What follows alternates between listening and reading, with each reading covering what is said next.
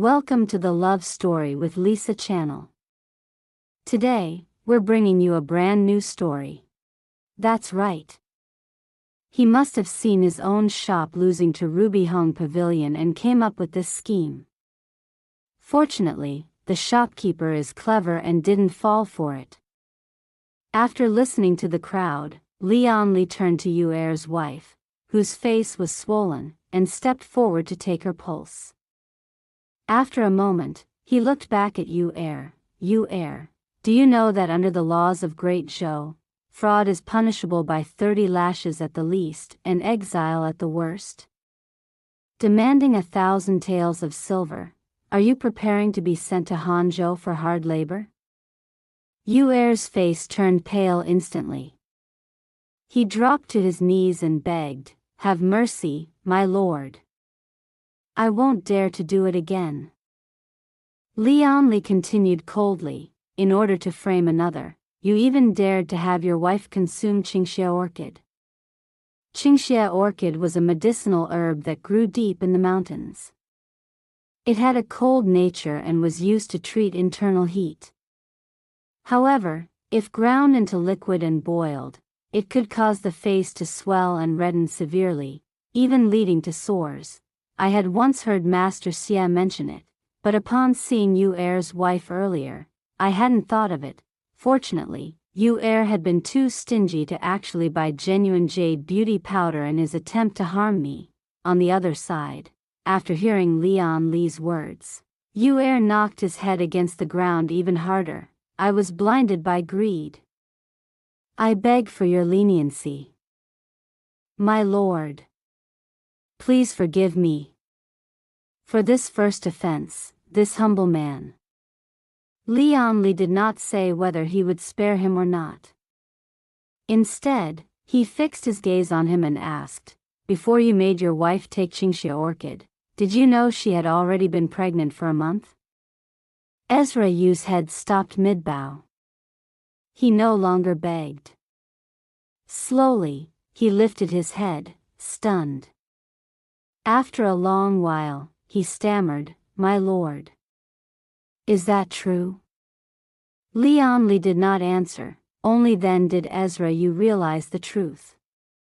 He hurriedly stood up and supported his wife, his eyes reddening with tears. "It's my fault." He had only wanted to help his elder brother vent his anger, so he had conspired with his wife to come up with this plan. They had deliberately chosen Qingxia orchid because it was not poisonous.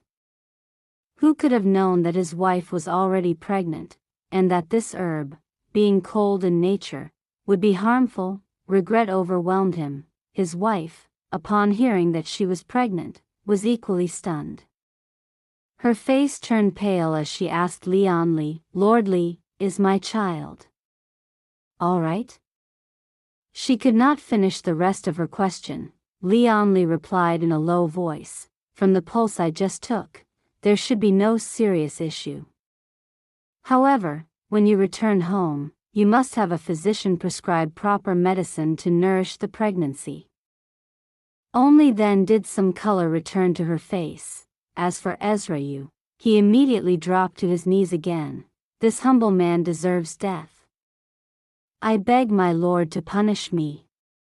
This time, his remorse was genuine. Leon Lee said, "The crime of fraud and extorting 1,000 taels of silver is, by law, punishable by exile to Hangzhou. However, if the victim forgives you, the sentence may be reduced." Hearing this, Ezra Yu immediately turned toward me. With a loud thud, his head struck the stone floor right at my feet, startling me into stepping back. "Shopkeeper, I was truly foolish today. I have wronged you.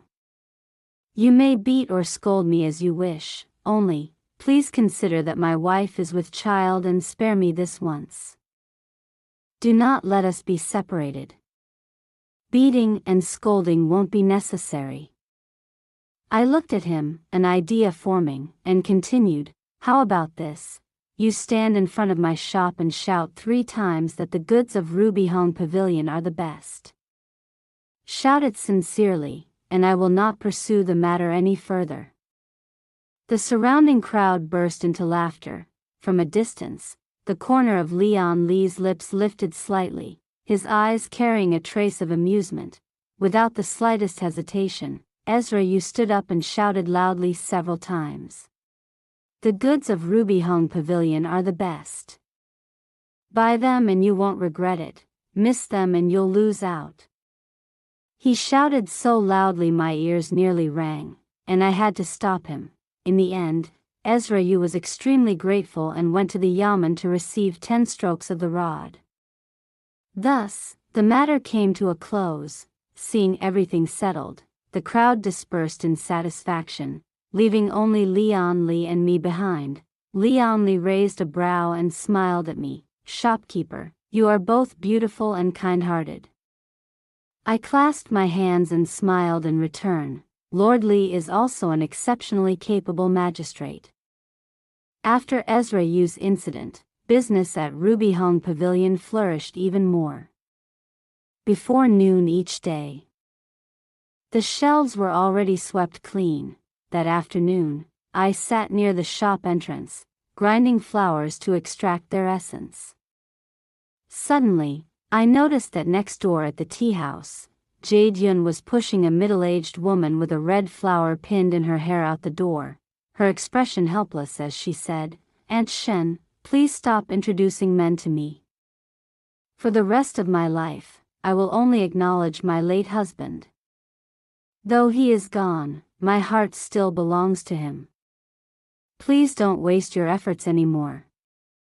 That middle-aged woman was none other than Matchmaker Chen, the most famous matchmaker in the neighboring county, and also Jade Yun's distant aunt. Upon hearing this, Matchmaker Chen widened her eyes. "I am the best matchmaker in this county.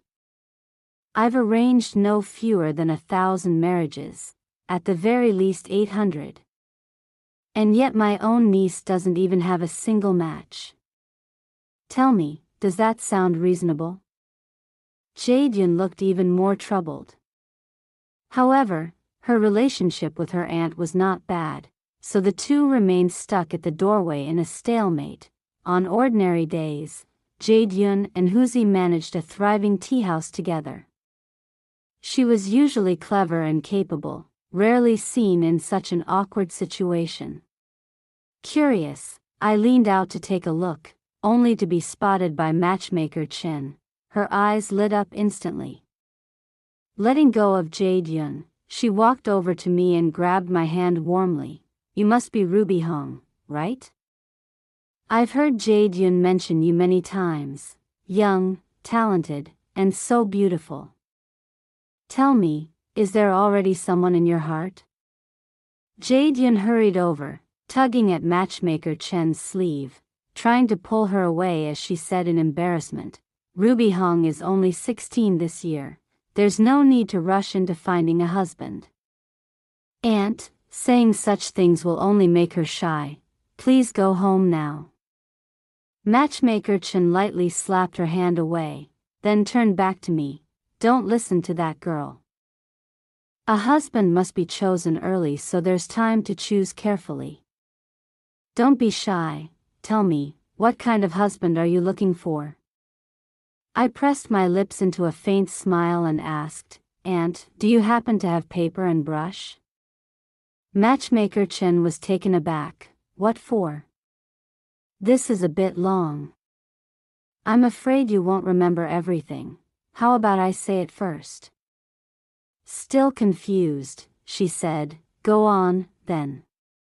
I spoke slowly. "I want a husband who is not too ugly, at least somewhat pleasing to the eye.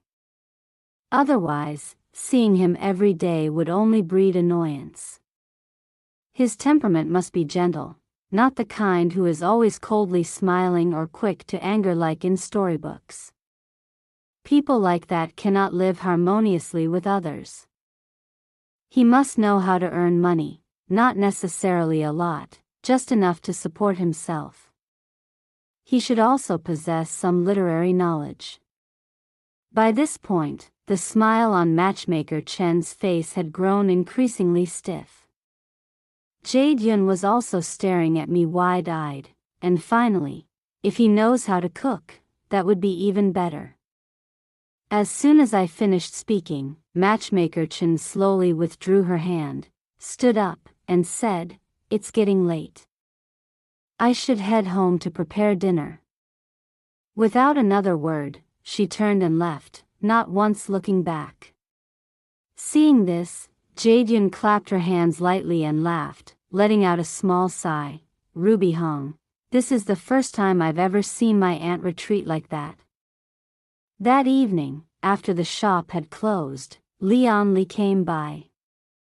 He was still dressed in his official robes, clearly having just finished handling government affairs before stopping in. He looked at me and asked, "Ruby Hong, I heard you're looking for a husband. Do you think I would be suitable?" I thought about it for a moment. In truth, he was more than suitable. Leon Li was handsome, refined in temperament, and an excellent cook. Moreover, we already had a child. No, a wild cat. After careful consideration, I nodded. Yes. The first person to learn that Leon Li and I were about to be married was Jade Yun. Yet she showed no surprise at all. She said, "Lord Li is a rare good official. And you, Ruby Hong, are an exceptional young lady.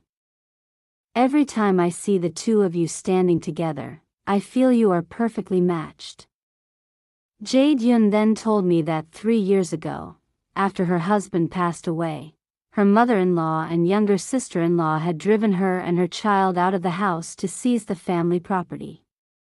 It was Leon Li who had restored justice for her, and she had never forgotten that kindness. Half a year ago, when she saw Leon Li bring me, injured at the time, from a neighboring county, she had noticed the rare trace of panic on his face and immediately guessed that there was something unusual between us. Later, when my shop opened right next to her tea house, she often helped me in secret. Hearing this, I lightly punched her arm, pretending to complain. "I thought you just liked me at first sight." Jade Yun laughed. "That was true at the beginning. But later, I came to like you even more. The two of us have compatible temperaments. It's only natural we became friends." Yes. There are some people who are simply meant to be friends, like Iris, like Jade Yun. As for my marriage, I had originally planned to write to Madame Li and Iris to inform them. But when I thought about how I had once been poisoned, I gave up the idea. If the people in the Marquis's household discovered that they were still in contact with me, their lives would only become more difficult. For now, having peace was already a blessing. Preparing for a wedding, however, was truly troublesome. So I said to Leon Li, "How about we just set up 1 or 2 simple banquet tables, invite Master Xia and Jade Yun, and celebrate quietly?" But this time, Leon Li, who was usually easygoing, firmly refused. He didn't want to omit a single ritual. He told me that he would handle everything. And I only needed to try on the wedding attire and, on the appointed day, get into the bridal sedan. In the end, he even added carefully, "It absolutely won't delay your business, Ruby Hong." I had to admit, officials truly think far ahead. He had even anticipated this concern of mine. In the end, I could only agree. 3 days before the wedding, an important guest visited Leon Li's residence. The man appeared to be around 20 years old, dressed in a black brocade cloak. His bearing was extraordinary, every movement carrying an innate sense of authority. At the time, I was helping Master Xie sort through a batch of rare medicinal herbs he had just received, while Leon Li was in the main hall handling official matters.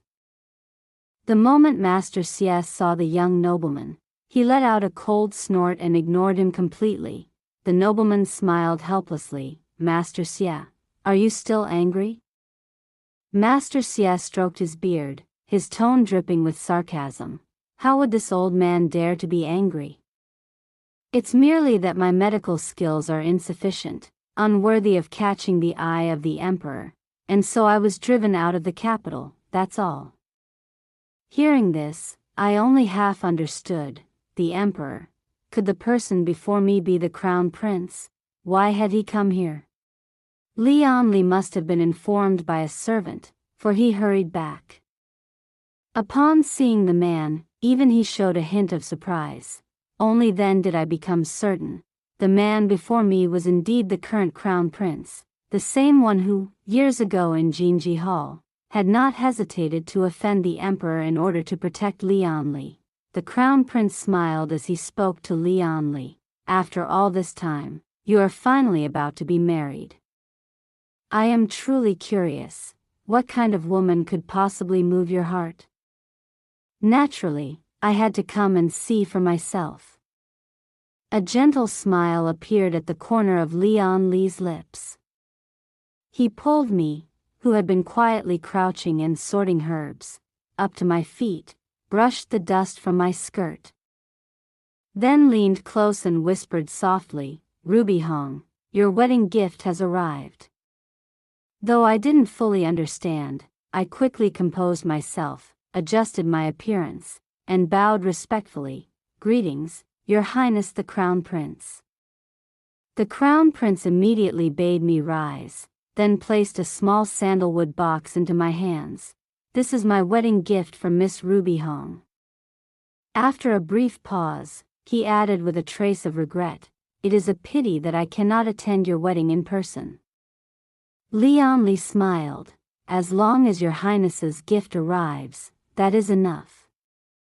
At this, the Crown Prince did something entirely unfitting for his noble status. He rolled his eyes in mock annoyance. After sitting for a short while, he soon departed. Lately, undercurrents had been surging throughout the capital. Even someone like me, living far away in a neighboring county, had heard bits and pieces. It was said that more and more court officials were supporting the third prince, including even the household of Marquis Mingyuan. The crown prince, who had already lost the emperor's favor, now found himself in an even more difficult position, and yet, under such circumstances, he had still come in person to deliver a gift.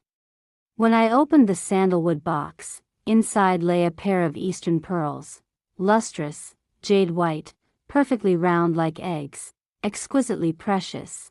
The 7th day of the 10th month was an auspicious date, ideal for marriage. Li, dressed in a brilliant red wedding robe, sat tall upon his horse. Along both sides of the street, the townspeople crowded together to watch, their faces filled with joy as they offered congratulations. Gongs and drums resounded, firecrackers exploded in lively succession. Everything felt just like that day many years ago when I first saw him on Vermilion Bird Street in the capital. Only this time, he was coming for me. I sat within the crimson bridal sedan. Departing from Ruby Hong Pavilion, passing along Qingping Road, crossing Songwan Bridge, and finally stopping before Li's residence, a slender hand, pale as jade, lifted the curtain. Long, defined fingers extended toward me. "Ruby Hong, don't be afraid. I'll lead you." Li's voice was gentle, with a faint tremor he could not quite conceal. I placed my hand in his warm palm, stepped over the brazier, and entered. Inside the hall, lantern light shimmered, voices buzzed with excitement, and everywhere before my eyes was a sea of red. Master Cs sat in the place of honor, holding Snowball in his arms. Snowball sat obediently, wide-eyed, a small golden bell tied around its neck with a red string. The sounds of bamboo pipes, congratulatory greetings, and firecrackers from the courtyard intertwined without end. Hidden within his sleeve, Li's hand quietly held mine. It was unclear whether he feared I might be nervous, or whether he himself was. Nearby, Jade held Huzi, smiling as she teased, "Lord Li, are you afraid your bride might run away? The auspicious hour has arrived, yet you still won't let go of her hand?" The crowd burst into laughter, though Leonly still held my hand, he offered no defense. Beneath my veil, my face flushed uncontrollably. At that moment, a drum sounded, and the ceremonial officiant called out loudly, "The auspicious hour has arrived, first bow, to heaven and earth." Only then did Leonly release my hand, and together we knelt to bow to heaven and earth, second bow, to the high hall. We turned and knelt toward Master CS seated above, husband and wife. The officiant's voice suddenly stopped. From the entrance came the sharp neigh of a horse, followed by hurried footsteps. "Ruby Hong." A hoarse voice rang out. I trembled slightly. The surrounding crowd froze, gradually falling silent. I lifted my veil and looked up. Julian Zhao stood there, his appearance haggard, as though he had ridden here without rest. Dust clung to the hem of his robes. When he saw my face, his gaze faltered, momentarily stunned. Leonly stepped forward, shielding me, usually gentle. His voice now carried an icy edge rarely heard. "Today is the day of my great wedding with my wife. Your sudden appearance does not seem like one of congratulations. If that is the case, I ask that you leave." Over the past year, Julian Zhao's reputation had soared throughout the capital. He had never thought much of Leonly. With a cold smile, he said, "You are merely a minor county magistrate. Now that you know my identity, what can you possibly do to me?" The crowd grew furious at once. "Whoever you are, how dare you disrupt Lord Li's wedding? We should drive him out." A few hot-headed men had already begun rolling up their sleeves, but Leonly raised a hand lightly, stopping them. Huzi, still just a child and unaware of the gravity of the situation, had long since thrown the half-eaten apple in his hand at Julian Zhao, his small voice shouting, "Bad person." Apple juice stained Julian Zhao's clothes, his expression darkening. I took a deep breath, tugged gently at Leonly's sleeve, and said softly, "Husband, step back. Let me handle this." Leonly, who had been staring coldly at Julian Zhao, turned at the word husband. The icy expression on his face seemed to melt under a warm breeze, the corners of his lips lifting despite himself. Yet he feigned grievance and said, "Then my wife must stand up for me." He obediently stepped behind me. I couldn't help but curl my lips in a faint smile. Once, I had thought him as elegant as moonlight upon water, refined, upright, and graceful. Only after spending time with him did I realize he was like a cup of fine green tea, elegant on the surface, yet quietly profound. Julian Zhao watched the two of us, his eyes reddening. Through clenched teeth, he said, "Ruby Hong, you're only trying to make me jealous. Aren't you?" I rolled my eyes without restraint and replied bluntly, "My husband is a scholar, his words are always refined. Let me put it plainly for you, get lost." Julian Zhao staggered back a step. He stared at me blankly for a long moment, his gaze hollow and unfocused. For an instant, I seemed to see again the foolish boy who used to sit beneath the parasol tree, silently carving small wooden figurines. My hand, hanging at my side, clenched slightly, but Julian Zhao quickly regained himself. From his sleeve, he took out a peachwood hairpin, his hand trembling as he held it out before me. His eyes reddened as he asked, "Ruby Hong, you once promised to stay by my side forever. Why did you break your word?" This peachwood hairpin had been his coming-of-age gift to me, carved by his own hands, more exquisite than anything he had ever made before. Upon it were lifelike koi fish and blooming lotus flowers, as if carrying their own fragrance. But 3 days before leaving the Marquis's residence, I had snapped it in half with my own hands. That day, in the outer courtyard, I had encountered Vincent Shen, or rather, it would be more accurate to say he had deliberately sought me out. Knowing that I had been driven out of the inner residence by Julian Zhao and left neglected, he approached with a playful smile, grabbing my hand as he said, "Ruby Hong, if the air won't cherish you, then I will." As he spoke, he leaned in, attempting to kiss me. That lecherous, repulsive expression made it hard to believe this was the same man once famed in the capital, a celebrated talent who had written lofty poems filled with ambition and vision. In that moment, for reasons I could not fully explain, a reckless thought surged within me. If it came to it, I would rather both sides be destroyed. I pulled the peachwood hairpin from my hair and thrust it forward, aiming straight for Vincent Shen's eye. Yet at that very moment, I heard a startled cry from afar, "Elder brother."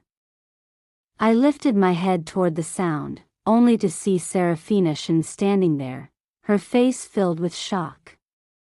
Beside her stood Julian Zhao, his gaze cold and unreadable. Vincent Shen seemed somewhat wary of this younger sister of his. He quickly let go of me, then turned to Serafina with a teasing smile. Serafina Shen did not spare me even a glance. She stepped forward, seized Vincent Shen's hand, and scolded him, "Elder brother, when will you ever change this habit of yours? Just a few days ago, you were deceived by a maid and raised her to the position of a concubine. And now you want another? You should learn some self-respect." There are people like that, never needing to curse or shout directly, yet every word they speak splashes filth all over you. Hearing his sister's reproach, Vincent Shen quickly put on a pleading smile. All right, dear sister, I'll listen to you. It's all this little maid's fault. She saw me here alone and deliberately came to seduce me. Next time, I won't fall for it again." As he spoke, he did not forget to bow toward Julian Zhao, his expression ingratiating. "My apologies for making you laugh at this, brother-in-law." At the word brother-in-law, Serafina Shen flushed crimson and stamped her foot in embarrassment. "Brother, what nonsense are you saying?" Vincent Shen chuckled. "Nonsense? Isn't it only a matter of time?" From beginning to end, Julian Zhao said nothing. He simply stood there, silently accepting everything, watching as I was smeared with disgrace, without offering a single word in defense. After all, what master would ever choose to believe the words of a mere maid? Once Serafina Shen and Vincent Shen left, Julian Zhao remained where he was. The first thing he said to me since regaining his clarity was, "So impatient, are you? Eager to climb higher by clinging to someone else?" That very day, on my way back to the lower courtyard, I snapped this peachwood hairpin in half and threw it into the nearby bushes, and on that same day, I completely abandoned the fragile illusion I once held for that pure and simple fool from years ago. Yet somehow, Julian Zhao had retrieved that broken hairpin. He had even inlaid silver and carved patterns over the fracture, making it appear even more exquisite. Anyone who didn't know better would think it had always been like that, but I knew that crack would always remain. Slowly, I reached out and took the hairpin from his hand. At once, his eyes lit up, as though he had glimpsed a sliver of hope. His lips trembled, as if he were about to say something, but before he could speak, crack, a crisp sound rang through the air.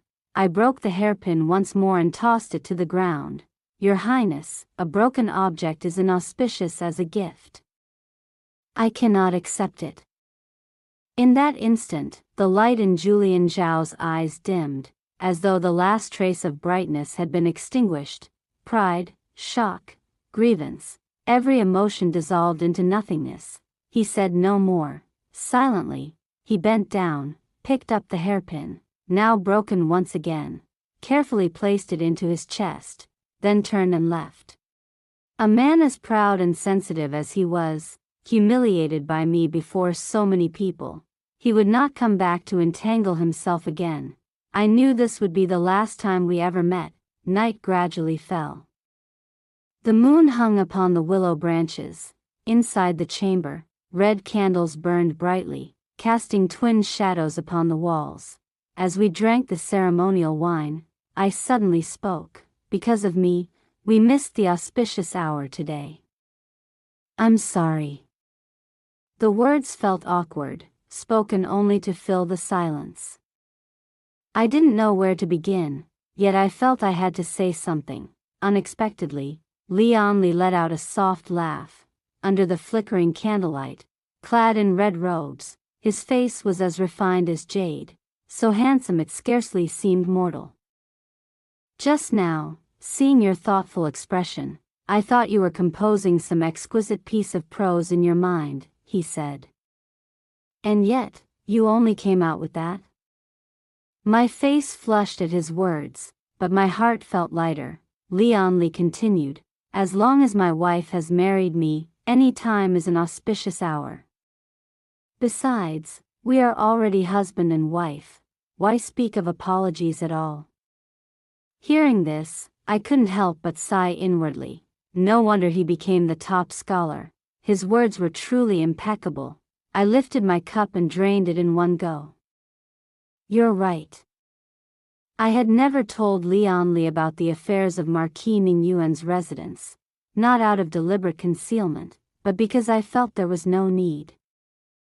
Who would have thought that Julian Zhao would travel from afar today, only to cause such a commotion? There had been a trace of guilt in my heart, but after hearing Leonly's words, it quietly dissipated. My husband did not need my guilt. What he needed was, the candlelight flickered, illuminating the entire room. I looked at him. He was looking at me. In each other's eyes, we could see the same faint smile. Pop. A soft crack sounded from the candle. Suddenly, my body was lifted into the air. When I fell upon the soft bed, Leonly drew me into a dreamlike haze. At first, his touches were slow, like the petals of a crimson lotus trembling gently, delicate and soft, glistening with dewdrops. The images blurred and shifted without end. At times, it felt like a boat drifting through a moonless night. At others, like red candles melting and overflowing. There were only whispers, soft as the distant calls of orioles. Broken, uneven, yet never ceasing. The moon, shy and veiled, sank again and again into the haze of intoxication, hidden among misty clouds and shadowed mountains. I felt as though I were floating upon the clouds, born, then dying, dying, then reborn. Again and again, until at last, when the light of dawn spread across the sky, I truly returned to the mortal world. When I awoke, it was already the following afternoon. I rubbed my aching waist, unable to stop myself from silently cursing. He had said he wouldn't delay my business, and yet Leonly, that deceitful man. It had been over a month since our marriage. Aside from a certain someone's complete lack of restraint, which left me constantly sore and exhausted, everything else had been unexpectedly good. Because the business at Ruby Hong Pavilion was flourishing, I had hired 2 additional helpers. With that, my burden had lightened considerably. Gradually, I grew accustomed to it. Even fond of this life with Leonly by my side, though his official duties kept him busy, he would still often enter the kitchen himself to cook. They were simple dishes: chicken soup with lotus essence, stuffed eggplant, tofu and bamboo shoot soup, yet in his hands, they became extraordinarily delicious. Whenever I ate food he prepared, I could always manage half a bowl of rice more than usual. We would often feed our little cat together, and conversations like this became common. Dear husband, don't you think our cat has gotten a bit thin lately? Leonly glanced at it and nodded seriously. It does seem so. Tomorrow, after I finish my work, I'll go to West Street to buy it some dried fish. And while I'm there, I'll also bring back the honeyed lotus root with osmanthus that you like." I nodded. "That sounds good." Just then, Master Xia happened to pass by. He held himself back for a moment, but in the end, he could not endure it any longer and burst out, "That cat is already as fat as a barrel. If you too can't see clearly, I'll cure your eyes for you." After saying that, Master Xia left abruptly, in great haste. He only left behind a note, saying he would travel far and wide to heal the sick and save lives. Lian Li later told me in private that Master Xia had actually gone to the capital, because when the crown prince had visited earlier, he had unintentionally revealed that the emperor's health had been worsening. He had even suffered 2 convulsions. I was startled. Back then, Master Xia was expelled from the capital by the emperor. Now that he hears the emperor is ill, he rushes back. Why? Lian Li explained slowly. In the past, Master Xia had been an imperial physician in the palace. But the emperor placed his faith in mysticism. Whenever his body grew unwell, he relied solely on elixirs. Master Xia was upright and outspoken. The other imperial physicians all knew they were little more than decorations in the emperor's eyes, so long as they reported for duty and received their stipends. That was enough, but Master Xia was different. He nearly said outright that the emperor's pursuit of immortality was impossible, that those Taoist priests were nothing but frauds, and that the emperor, ignorant of the truth, blindly consumed their pills. Those words reached the emperor's ears. Enraged, the emperor personally wrote 4 large characters, "Medical skills inadequate," and had them delivered to Master Xia. That very night, he was expelled from the capital.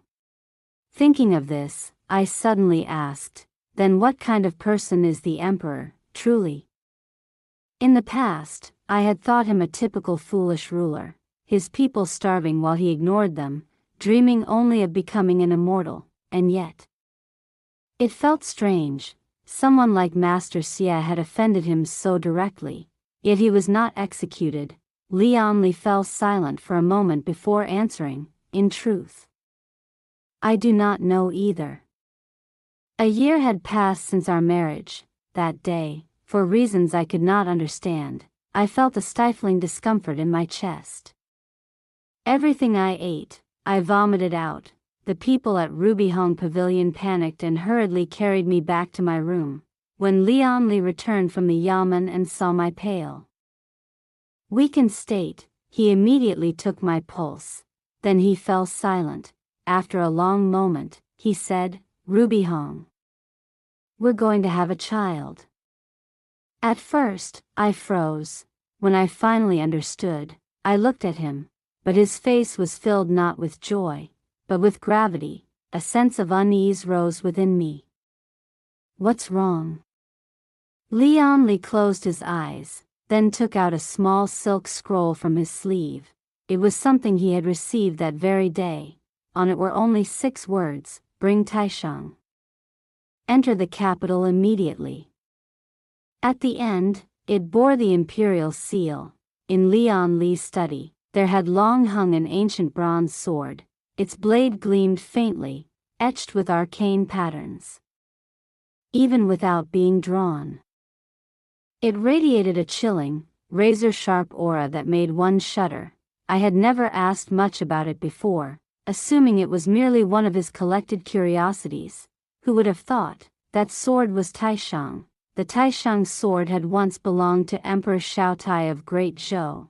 Before his death, he had designated it as the empire's supreme sword, bestowed only upon loyal and upright ministers. Across generations, this sword held the authority to strike down tyrant kings and treacherous officials alike, yet because of its immense power, later emperors rarely granted it to anyone. And now, the emperor had entrusted Taishang to Lian Li. Seeing the astonishment on my face, Lian Li began to recount the events of the past. In the 9th year of Yuanhe, in Huizhou and Ningzhou, Heavy rains fell for months. A dam, newly built only 3 years prior, was swept away by the floods. Hundreds of thousands of people were displaced. Countless lives were lost. And within the court, corruption had already taken deep root. Year after year, decay had spread. The relief funds and grain that were meant for the people, by the time they reached them, not even a tenth remained. The emperor knew everything clearly, yet chose to turn a blind eye, devoting himself entirely to cultivating the Tao within the palace. At that time, I was still young, Li said slowly, full of vigor, and having received the emperor's favor, my heart was filled with grief and indignation. In the middle of court, I openly criticized the emperor. That angered him greatly. He drew the Taishang sword and pressed it against my throat. I had already prepared myself for death. I felt no fear at all. For a long time, the court remained tense. The ministers and princes all held their breath, watching. Only the crown prince knelt down, his voice hoarse as he pleaded for my life. In the end, the emperor spared me, but banished me to a small county. Li paused for a long while before continuing. But on the night before I left the capital, the emperor sent his trusted eunuch, Eunuch Lu, to deliver this Taishang sword to me. I listened in silence. In my dazed thoughts, I seemed to see again that brilliant top scholar of years past, elegant and refined, who had endured the turmoil of court politics, the disappointment in his sovereign, and just when his heart was filled with disillusionment, he was handed the Taishang sword, in a haze of emotions too complex to name. After a long while, I spoke softly, "Then go." At this moment, for the emperor to send such a secret decree, there must be great turmoil in the capital. Whether for the bond between ruler and minister, or for your brotherhood with the crown prince. I know, you want to go. So go. Li froze. He grasped my hand, unconsciously tightening his grip. I continued, "But you must return alive. Otherwise, I will find another father for your child." At that, Li laughed, pulling me tightly into his embrace. "Rest assured," he murmured, "I won't give you that chance." As I embraced him in return, I pretended not to see the fleeting glimmer of tears in his eyes. Li had been gone for 3 months. There had been no news at all. This time, he had entered the capital under the pretense of an official inspection. All affairs in the county had been handed over to the deputy magistrate, so no one suspected anything. As for me, I continued as usual, going to Ruby Hong Pavilion and managing the business. Since learning of my pregnancy, Jade would come every day, reminding me of all the taboos for pregnant women. According to her, these were lessons she had learned through painful experience. But I understood. She was simply afraid I would have to face this stage alone, and was finding reasons to stay by my side, to keep me company. In the blink of an eye, another 3 months passed. During all that time, I received only a single letter from Li. Inside, there was just one line, "My wife, rest assured and wait for my return." After that, there was nothing more. That day, as usual, I went to Ruby Hong Pavilion. In the morning, the sky had been clear, but by afternoon, dark clouds suddenly gathered, swallowing the heavens and earth in a dim, chaotic haze, as though a great storm were about to break. For no reason at all, my heart suddenly tightened. At that moment, from the nearby tea house, a group of travelers from the capital brought news. They said the emperor's lifespan was nearing its end. The third prince, backed by court officials led by Marquis Ningyuan, had long surpassed the crown prince in power. Though the emperor had not yet deposed the crown prince, it seemed he did not favor him. Now, with the crown prince isolated and weakened, his death seemed all but certain. Hearing this, my heart trembled with unease, yet I dared not show it outwardly. A month later, from the capital, the center of all news, shocking information finally spread across the land. The emperor had passed away. The crown prince had ascended the throne, the third prince, because on the night before the emperor's death, he had led 100,000 armored troops in an attempted coup, had been executed. All the officials who had participated in the rebellion were purged, among them, the heir of Marquis Mingyuan, who had led the rebel forces, was shot to death by a rain of arrows upon the city walls. When I heard this news, I was in the courtyard watering flowers. The long-spouted copper watering can slipped from my hand and fell to the ground, water splashing everywhere. The little cat at my feet was startled, letting out a sharp cry before darting away. Only then did I come back to my senses, thinking of Madame Lee and Iris, who were still in the Marquis's residence. Anxiety surged within me. Supporting my swollen belly, I hurried outside, intending to find Jade Yun at the tea house. She had wide connections and quick access to information. Perhaps she could help me learn what had become of Madame Lee and Iris. If they had been sold off, I would buy them back. Now, I had earned a considerable amount of silver. No matter the cost, I would bring them home. With that thought, I quickened my pace. But just as I reached the entrance, a carriage slowly came to a stop before me. The curtain was lifted. A familiar face appeared. Startled, I cried out, Madame Lee." 3 years had passed. More than half of Madame Lee's hair had turned white. Seeing her aged appearance, tears streamed down my face uncontrollably. "You foolish child, you're with child, don't cry." Madame Lee gently wiped my tears away. I clung to her, acting spoiled. Only after a long while did I ask, "How did you know I was here?" After all, ever since I discovered I had been poisoned within the Marquis's residence, I had cut off all contact with Madame Lee and Iris, fearing I might implicate them. Madame Lee fell silent for a moment. In the end, she still said, "The heir. He told me. 3 months ago, he suddenly granted me my freedom and sent me out of the capital. 3 months ago, that was precisely when the struggle between the crown prince and the third prince had reached its peak. Ruby Hong, the heir, asked me to give you this." Madame Lee took out a sandalwood box from her bundle. Slowly, I opened it. Inside was a wooden figurine.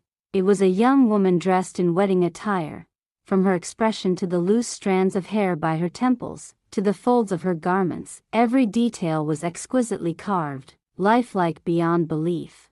It was me, on my wedding day. This wooden figurine was more exquisite than all the carvings that foolish boy had once made beneath the parasol tree combined. But I no longer liked it. I closed the box, then turned to Madame Lee and asked another question. "Madame Lee, how is Iris now? Where is she? Let's bring her here." The moment I spoke, Madame Lee's eyes reddened.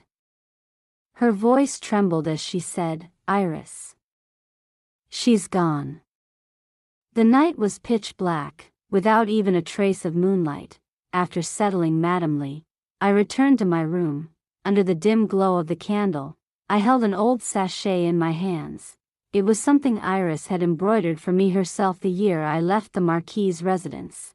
On the purple silk, a white bird stood out vividly, lifelike in every stitch. "About half a year after you left, Iris was forced by Madame to drink poison and died." During the day, seeing how I kept pressing for answers, Madame Lee had finally told me. At that time, Iris was already with child. Clara Lien discovered it by chance. As for the rest, Madame Lee refused to say more, afraid it might disturb my pregnancy. But when she spoke of Madame and Clara Lien, her eyes were filled with bitter hatred. They deserved to die. On her way here, Madame Li had also heard the fate of Marquis Mingyuan's residence. After Julian Zhao's death, all the men of the household were exiled, while the women were reduced to slaves. Madame, unwilling to endure such humiliation, took poison and ended her life. Clara Lien followed her mistress in death. In my memory, Madame Li had always been strict, yet gentle and kind at heart. Never before had I seen such hatred or grief in her. Now, though she had only just passed 40, more than half her hair had turned white. I could only imagine how tragic and painful Iris's death must have been. Outside, the autumn wind rustled against the window. In that moment, I seemed to see Iris again, just as she had been at 11 years old. Back then, we had been inseparable. It had been an autumn night just like this one. We sat together in the courtyard, gazing at the moon, idly talking about a future that seemed impossibly distant. When I leave this residence one day, I'll open a shop and be my own master. At that time, I had saved up 3 taels of silver. To me, it felt like a great fortune, and I was immensely proud of it. I even pointed at the moon and swore it. Iris laughed at me. "You're talking nonsense again." But after a while, she said softly, "Then I'll open an embroidery shop right next to yours. We'll stay together." Once, I returned early and saw Iris preparing hot water for a bath. I found it strange. Why would she bathe in the middle of the day? And then I saw, on her body were obscene words written in ink, mixed with painted peonies in full bloom, and beneath them, bite marks, bruises, covering her entire fragile frame. I stood there, frozen in shock. Only after a long moment did I understand why the old Marquis had gifted her such fine-colored inks and brushes. Iris noticed me. For a brief moment, she looked embarrassed. But soon, she spoke softly. "Good timing. I used too many colors today. It's hard to wash off. Help me, will you?" Hearing her words, I forced back my tears and stepped forward. Though Iris was more mature than children her age, she was still only 11. Looking at her frail body, covered in dark bruises, I said softly, "Why don't I go and beg Madame to transfer you to another courtyard?" At that time, because I had taken good care of the air, Madame had praised me more than once, I thought. Perhaps I could plead for Iris just once, but Iris shook her head. "I'll stay here in the Marquis's courtyard. I like him." Her answer stunned me. I pressed her, unable to understand. "How could you possibly like him?" When I had first entered the residence, I didn't know the truth, but before long, I learned, though the Marquis appeared benevolent on the surface, he was in fact the vilest of men. He kept a group of young maids in his courtyard for his own pleasure. Once they turned 14, he would dismiss them. Madame turned a blind eye to all of it. To her, as long as her husband did not take concubines or produce illegitimate children, nothing else mattered. Seeing how agitated I was, Iris only replied quietly, "If I don't like him, I'll die." At the time, I couldn't understand those words. It was only much later that I truly did. Iris had been only 11. The only way she could endure was to convince herself, over and over, that she truly liked the man who violated her. Otherwise, she would not have been able to go on living. She would have chosen death long ago. And in the end, she still died, on a spring day, at the age of 16. Outside, the autumn wind grew colder. Tonight, there was no moon. I clenched the embroidered sachet in my hand as tears fell, soaking into the wings of the bird that longed to fly. So in the end, that pure white bird had been nailed to a piece of luxurious silk, already beginning to rot, never able to escape that spring. There was still no news from Li. I sent people to the capital to search for him, but there was no trace of him at all. At this time, I was already nearing my due date. "Madam, your pulse is somewhat sluggish. You must keep your mind calm and your temper steady." Do not dwell on worries. Otherwise, childbirth may become difficult. Every time the physician came to examine me, he would give the same careful instructions. People often say that for a woman, giving birth is like stepping one foot into the gates of hell. Of course, I was afraid, and the more I worried about Leonli, the more restless I became. The harder I tried to calm myself, the more my heart spiraled into chaos, panic rising uncontrollably within me. In the end, I couldn't hold it in any longer and burst out cursing, "Leonli, you liar. If you don't come back soon, I'll make this child call someone else father." Only after shouting did I feel a slight sense of relief. When the first snow of the year began to fall, a sudden, violent pain twisted through my abdomen. Madame Lee took one look at me and immediately knew I was about to give birth. She hurriedly went to call the midwife.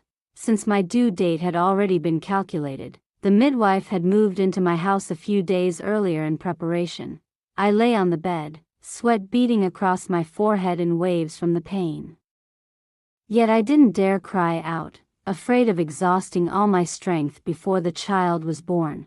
Seeing me like this, Madame Lee's heart ached unbearably. At times, she wiped my sweat with gentle hands, softly comforting me. At others, she paced anxiously around the room, murmuring prayers to the gods for my safety.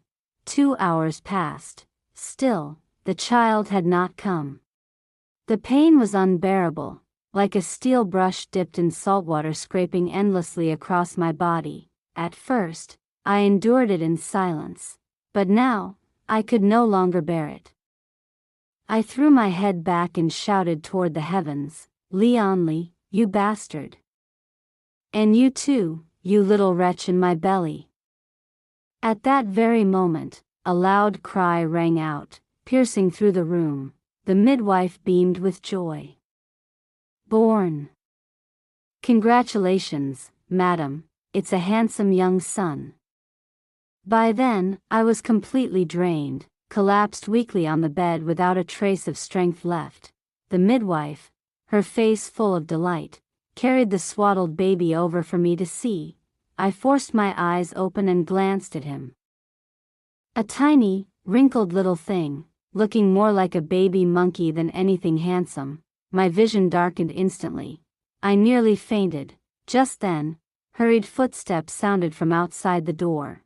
In the blink of an eye, he was already at my bedside, gripping my hand tightly. "Ruby Hong." He only managed to call my name twice before his voice choked. The words I've returned never made it out. I opened my eyes and saw Leonli, a tall man, now standing there with tears streaming down his face.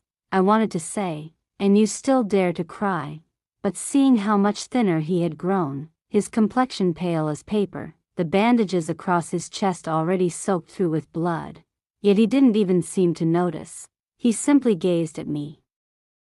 His eyes filled with guilt and sorrow. I raised my hand and gently touched his cheek. "You've come back. That's enough. It's good that you're back." Elsewhere, Julian Zhao, the waning moon hung like blood. Flames burned fiercely, painting the night in grief. My body was riddled with arrows, nailed against the city walls. The final arrow pierced deep into my chest, and yet, I felt no pain at all.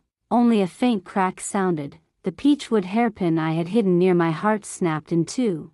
People say that before death, one sees their entire life replayed. People say that before death, one sees their entire life replayed. As my consciousness slowly sank into darkness, the final images that surfaced before me were all of Ruby Hong. She sat beneath the soapberry tree, tying cords, softly humming a tune. She gazed at rows of wooden figurines, crude and simple, yet she smiled, her eyes curved like crescent moons. For my birthday, she had deliberately cooked a bowl of longevity noodles and said earnestly, "Your Highness must finish the noodles in one breath. You mustn't break them halfway." These were all moments I had once shared with her, yet there were things I had never known. For instance, that time I was punished by my mother to kneel for 3 days in the Buddhist hall. Until I fell into a delirious fever, my father had always disliked me. My mother had long since given up hope, seeing that I was beyond recovery. They had already prepared a coffin. At that time, a lame physician appeared at the estate gates, asking for water. He claimed he could cure my illness. The gatekeeper dismissed him outright. But just then, Ruby Hong happened to pass by. Even then, she had never given up on me. Though I was already half dead, she was willing to try any method, no matter how absurd. The lame physician smiled upon seeing her. I can not only cure the heir's cold illness, he said, but also his wandering soul. Only one medicinal ingredient is missing, and it exists within this estate. Ruby Hong immediately asked, "What is the missing ingredient?" Yushan read. Hearing this, she hurried to my mother, knelt before her, and begged for the physician to be given a chance. My mother let out a cold laugh. The best physicians in the capital have already examined him. All say there is no cure. You ungrateful wretch, are you conspiring with this old fraud to steal the Yushan Red? Ruby Hong knelt on the ground, knocking her head again and again. Thud. Thud. Thud. Her forehead split open, blood flowing as she desperately pleaded for one last chance. At last, my mother looked down at her coldly. If you insist on trying, it's not impossible. But you must agree to one condition. If this attempt fails, you will be buried alongside the heir. Are you willing? Without the slightest hesitation, Ruby Hong answered, "This servant is willing." When I fell into that maddened state, everyone I saw appeared as if through a hazy veil. Faces blurred, indistinct. Only one person remained clear, Ruby Hong. I have always been willing to help, but it was never out of any deep sibling affection. On the contrary, I despised him. The reason I helped him was because there was always a fire burning within me, a fire I did not know the origin of. All I knew was that the further Tam Hong Ton fell into ruin, the more I, Seraphina Shen, would shine. Only in this way would my mother regard me as her prime pupil worthy of guidance. Yet, no matter how spoiled Tam Hong Ton became, mother still invested more care in him, teaching me to write essays and poetry with excellence, praised by our teachers for work that was both resolute and profound, insightful and far-reaching. But mother still favored Tam Hong Ton. She even advised me to let him take credit for my works. Child, you are a daughter. If outsiders knew these pieces were yours, it might stir gossip. Better to let your brother claim them. He'll gain a reputation as a talented man. And later, even in your husband's house, you will have a solid backing. Mother gently embraced me, speaking softly. I showed no sign of discontent, my face even carrying a sincere smile. I followed her guidance completely. Mother was pleased, yet the fire within me blazed even more fiercely. After mother passed away, father quickly took concubines and had 2 more sons and a daughter. From then on, Tam Hong Ton and I became increasingly invisible in the household. That's why I decided to rely on the marriage alliance with the Ningyuan household for support. Madame Ningyuan admired me greatly, seeing me as poised and tactful. But there was one annoyance. My future fiancé, Julian Zhao, the heir of the Ningyuan Marquisate, was a fool. Still, it did not matter. I was marrying him for his status as heir, not for him as a person. I treated Julian well, even when he broke a teacup at my feet, soiling my cherished azure silk gown. I could still gently wish him a happy birthday and step back gracefully. Whenever there were treasures or rare medicinal herbs, I personally delivered them to the Ningyuan residence, earning Madame Ningyuan's affection and favor. Everything progressed smoothly. I was on track to become the next mistress of the house. There was only one unpredictable factor: the maid beside Julian Zhao, Ruby Hong. Some people immediately leave a bad impression at first sight. Ruby seemed obedient and gentle on the surface, but every moment was calculated for her own gain. Cunning and deceitful, she feigned loyalty, which I detested intensely. While I planned quietly to remove this obstacle, Julian regained his clarity of mind and personally expelled her from his life. His attitude toward me gradually softened, and when Madame Ningyuan mentioned our marriage contract, he subtly consented. I tested him. "Brother Qi, what about that maid, Ruby Hong? Although I have no personal attachment to her, the other maids say she's sly and opportunistic. If she uses years of service to pursue other schemes, what then?" Since regaining his reason, Julian had come to value me more. He even gently brushed a falling petal off my sleeve. Seeing this, my face flushed. He promised me, "She is just a maid. If she breaks the rules, she will be expelled." Hearing this filled me with joy, though I remained wary of uncertainties. After Ruby voluntarily left the house in a staged manner, I secretly had a chronic, rare poison, the blood reality elixir, a family secret left by mother, added to her tea. I knew that even if Julian was now sane, he might still be unaware of Ruby, and if he realized it in time, I would lose all chances. Ruby must die, but not immediately.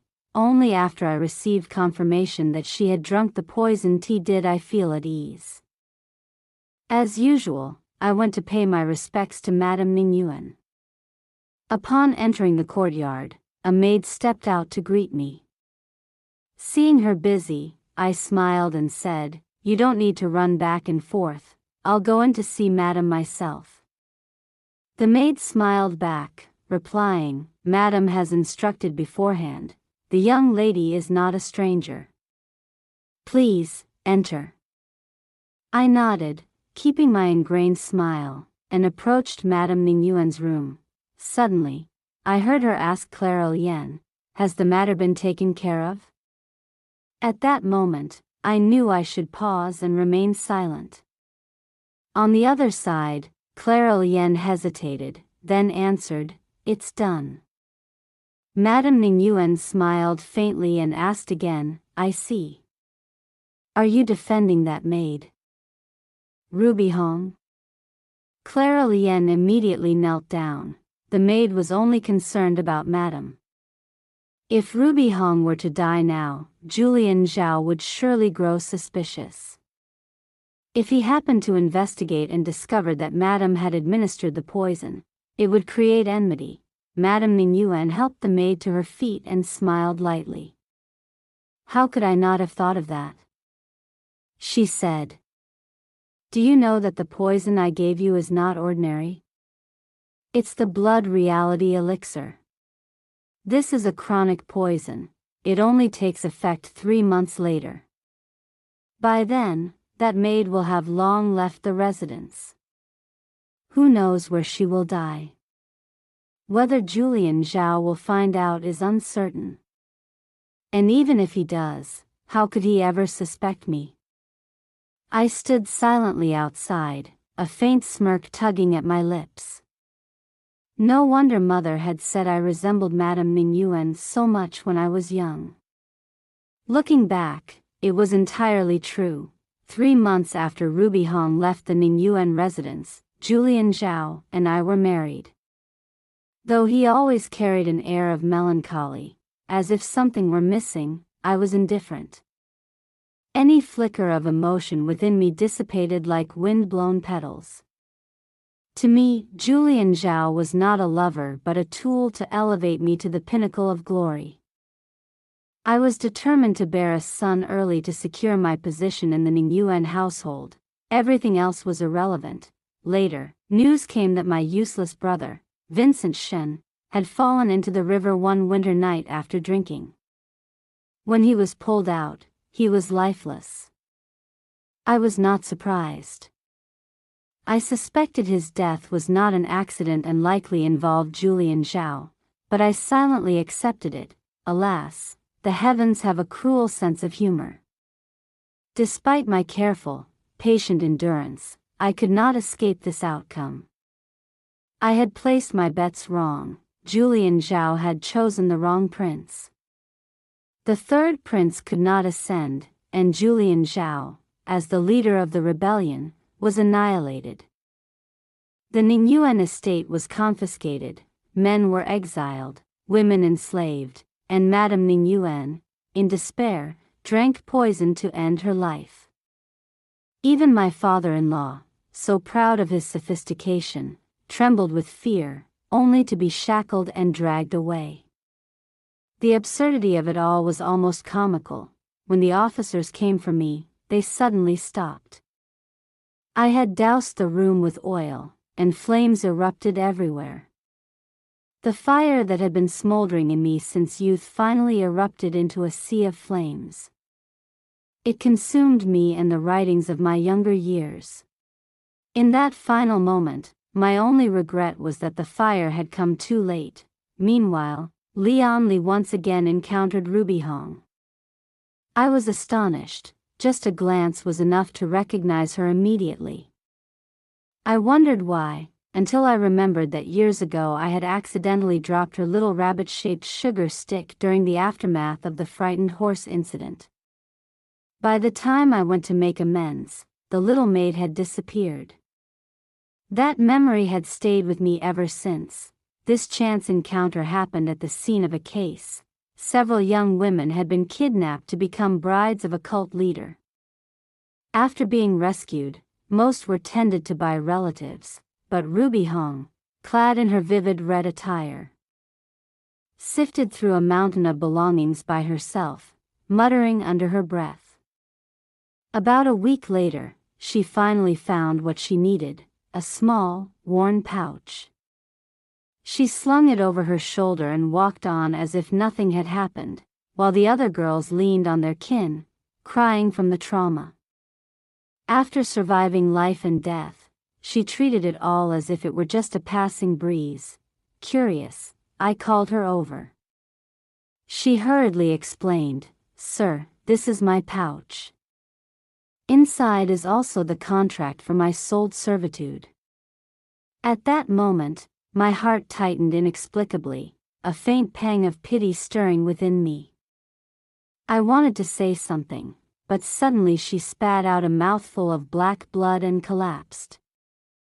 Master Xie said she had been poisoned with the blood reality elixir. To purge it completely from her body would require not just my herbs, but someone using their internal energy to open her meridians, a process taking at least a month. I immediately replied, "Let me handle it." Master Xie stroked his beard, glancing at me. "That maid, what is she to you?" "She's just a little girl who once helped me years ago," I said, my expression unchanged. "Though she and I are not acquainted, she is merely a commoner from the county, and I will do my utmost to save her." Later, worried that Ruby Hong would carry burdens in her heart, I sincerely spoke these words to her. And though they were heartfelt, if it was her, a faint ache always lingered in me. After Ruby Hong was fully cleansed of the poison, she left my residence. During a meal, Master Xie teased, "Are you really going to part with that little maid, Ruby Hong?" I gazed at the empty seat before me, the same spot where, just days ago, a little girl had sat, eating so heartily that merely watching her brought joy to anyone nearby. Thinking back, I felt a pang of reluctance, yet I knew she had something she wished to accomplish, and she did it well. Ruby Hong always seemed to have fresh, creative ideas. The Hong Nok Guild flourished under her guidance, and she faced challenges with courage and intelligence. Seeing her clutching her ledger and smiling innocently, I could not help but feel a shared happiness.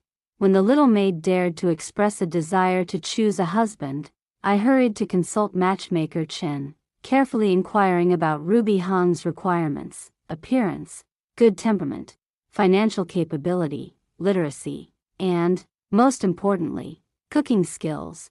She insisted the man must cook exceptionally well. Matchmaker Chen sighed. That girl is audacious. Who would agree to crawl into the kitchen day after day? I thought to myself, who else but me? If not for the heavy workload and additional duties for the crown prince, I could have been an outstanding chef already. As for the other requirements, I seemed to meet them all. After finishing my official duties, I rushed to the Hong Nok Guild. I heard you're looking for a husband. May I? I asked. Outwardly, I feigned composure, but inwardly, I had rarely felt such unease. I watched her carefully. She thought for a moment, then decisively said yes. 3 days before the marriage ceremony, the crown prince arrived to offer congratulations privately. He mentioned that Julian Zhao seemed to be on his way to Lam County. A few months prior, Ruby Hong had ingested the blood reality elixir, a rare and potent poison, difficult for outsiders to obtain. I wrote to the crown prince, and soon he replied with detailed insight. Seeing me unaffected, he teased, "Are you afraid your betrothed will leave with him?" I gave a faint, cold smile. He still had the audacity to speak like that? Yet, deep inside, I could not help feeling a slight tension. Ruby Hong and he had been close for years. What if she softened her heart? She could never choose Julian Zhao. On the day of the wedding, Julian Zhao indeed arrived. His presence could have fed an entire county for half a month if it were cut down, but fortunately, Ruby Hong paid him no attention. She chose me. Thus, during the chaos in the capital, I always remembered that she had firmly chosen me, and I vowed to survive, to return, and spend a lifetime with her.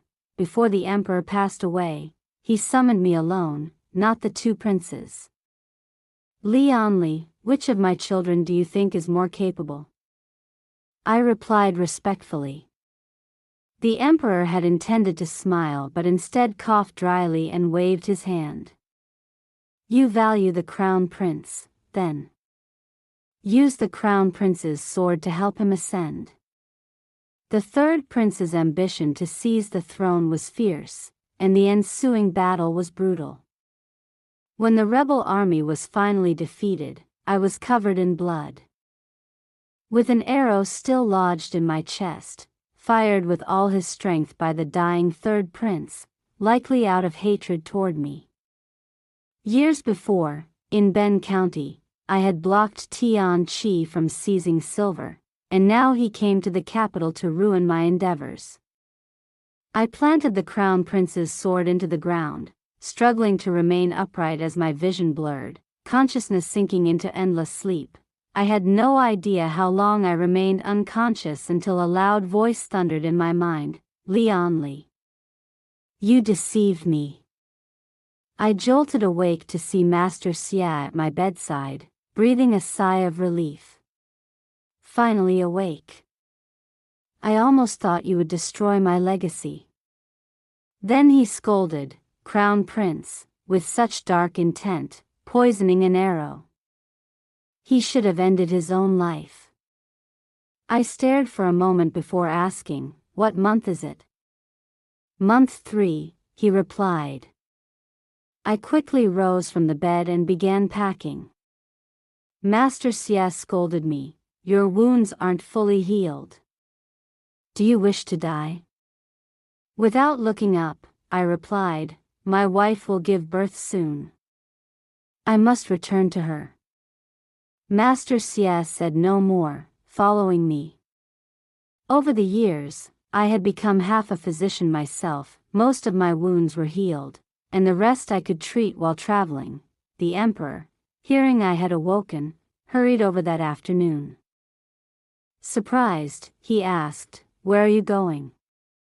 Your official duties aren't settled yet." "I drafted a few options," I replied without turning around. "Next month, my wife will give birth. I must be with her." In the end, I was still a step too late. Ruby Hong had already given birth. I found her lying in bed, weak and pale from the pain. I could not restrain myself. I sat beside her and wept. Later, she would tease me about that moment for the rest of our lives.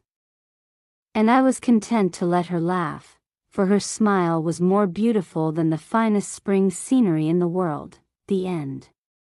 If you enjoyed the story, don't forget to like and subscribe to Love Stories with Lisa for more stories.